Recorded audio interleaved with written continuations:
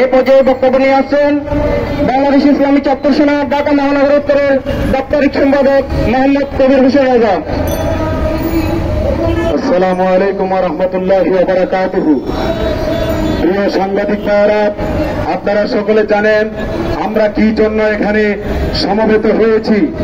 আহলে সুন্নাত ওয়াল জামাত বাংলাদেশ শাখার কেন্দ্রীয় শাখার সম্মানিত চেয়ারম্যান সাহেবকে এবং নির্বাহী মহাসচিবকে হত্যার হুমকি যারা দিয়েছে তারা নিঃসন্দেহে মুসলমান না।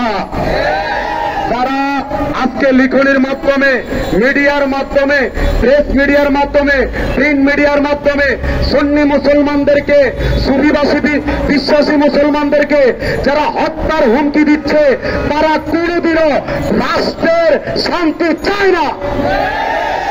আমি আপনাদের কাছে জানতে চাই, কিছুদিন আগে মাজারের মধ্যে যারা হামলা করেছিল তারাই আমাদের সম্মানিত চেয়ারম্যান মহোদয়কে এবং নির্বাহী মহোদয়কে তারা হত্যার হুমকি দিয়েছে।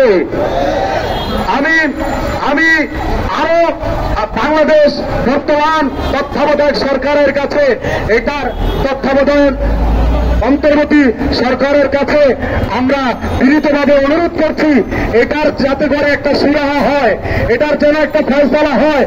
আমাদের এই বাংলাদেশ 90% মুসলমানের দেশ। 90% মুসলমানের দেশের মধ্যে প্রায় 80% হচ্ছে সুফিজম বিশ্বাসী, সুন্নি মুসলমানে বিশ্বাসী। যেরকম ঠিক কিনা? যদি এই সুফিবাসী, সুফিবাদী সুন্নি মুসলমানদের উপর আঘাত করা হয়, বাংলাদেশের প্রত্যেকটা সেক্টরে, প্রত্যেকটা রন্ধ্রে রন্ধ্রে আগুন চলবে। ঠিক কিনা? তাই